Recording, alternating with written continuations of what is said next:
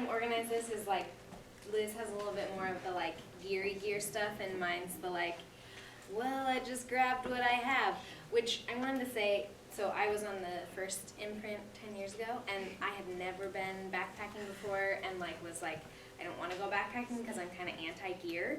So I just want to tell you, like, even if you have all cotton, like you're going to be okay, because that's what I did it in, and I was like very nervous, and it was fine.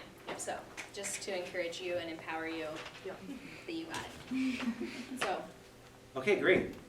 So, and, you know, tidy whities works fine, or whatever. Right. Cotton boxers, that's fine too, whatever. You know, it doesn't matter. These are Ranger. They'll be fine. Short sleeve t-shirts. I actually just stuck with Liz, because I just Okay. always wore like, you know, my like free Westmont shirt. The main thing here for your clothing is it's better not to have cotton. Yeah. And why is the reason why it's better not to have cotton? You'll get wet because you'll hike and you'll get all sweaty and stuff, and you'll feel really hot, and then like 5 minutes later you're in the shade and the wind picks up and then you get really cold. So anything that you have that's kind of just quick drying is best, but people bring cotton shirts and it's fine, they survive. Okay, shorts. Built-in liner, so you don't have chafing. Oh, that's a nice advantage. Thank you, Target special. Target spandex. Yeah, these are like a, not shorts, spandex thing.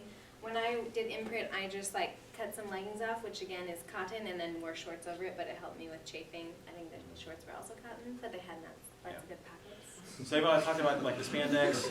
Again, this one, the spandex, you don't need to do, but some people like it just for the, as they said, the chafing.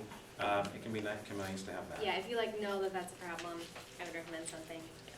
No, don't worry about it. Okay, for the evening, long underwear top and bottom.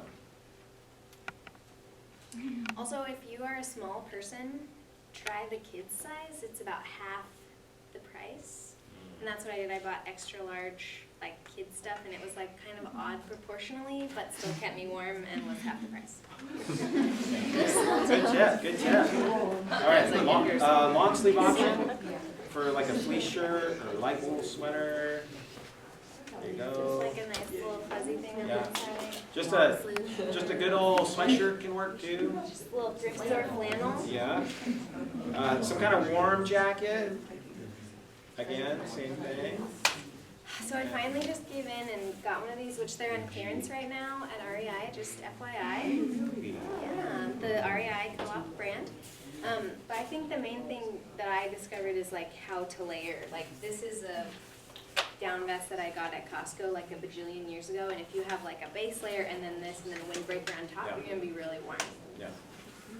Yeah, and that's a really important part. Just having like, you don't need to bring like the big old like ski parka because you know, just layering, as Annie said, is the way to go. So you have options as the temperature kind of fluctuates up and down, and it does fluctuate up and down.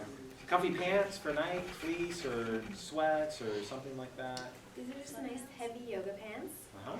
Old sweatpants. Okay. Okay. Long underwear to wear under them if you're cold. Hat, fleece, or wool beanie. Definitely, I would say that a wool beanie is a must because you sleep just in your sleeping bag, and my head gets really cold. Yeah. And my head is always hot, so it is. So there's like breathability.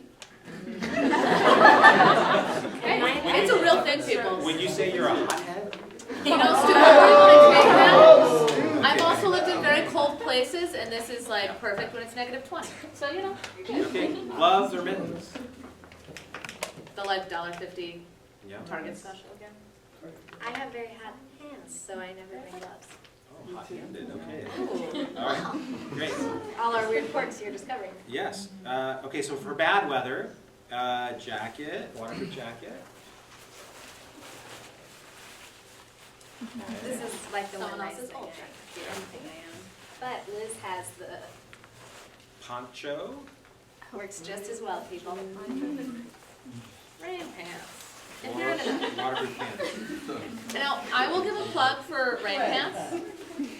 Not that you actually should go out and buy them if you don't have them, but to borrow them. The great thing about anything waterproof is that bugs can't bite through them. Like mosquitoes can't bite through. So it's usually less about the rain and more about the bug.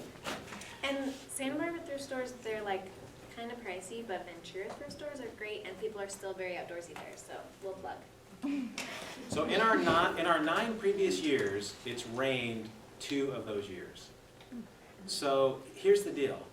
You could bring all that rain gear and never really take it out of your backpack, Yep. and you'll think, wow, why did I carry that rain gear all the way up? But if it happens to be the year that it rains, you'll be really glad you had it, and really sad that you didn't have it. Yes. So that's the deal with that. And so you'll see a lot of or this or that. The main thing is, if you have a poncho, you can spend $2 at the hardware store and get that poncho. Be fine. Even a garbage sack, you know, cut the hole out at the top to put over you. I mean, it can work. But so that would be the thing, you know, I'd say with that. But again, you don't need to spend a lot of money if you don't have it. You can borrow it, and there's ways to address that. And the thrift store is amazing. Yeah. It's amazing. Footwear, so we've talked about the shoes already. Mid-weight hiking socks.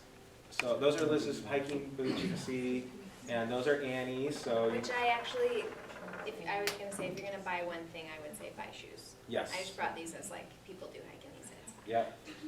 Okay, so socks, you can see that there's like those socks and what they call liner socks. If you go to any REI, any kind of outdoor place, they're gonna have these options for you. This is like the double layer Yeah. white sock. So here's the deal. It used to be that they always said, hey, get wool socks and then those liner socks.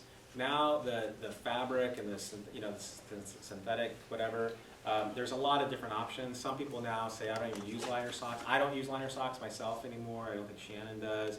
So it's, again, to help reduce blisters. I don't use liner socks, but I still bring one in my bag, just in case I start to get that blister, as a way to help. But you don't have to have them. So you can, you know, you can see what you want to do there with that.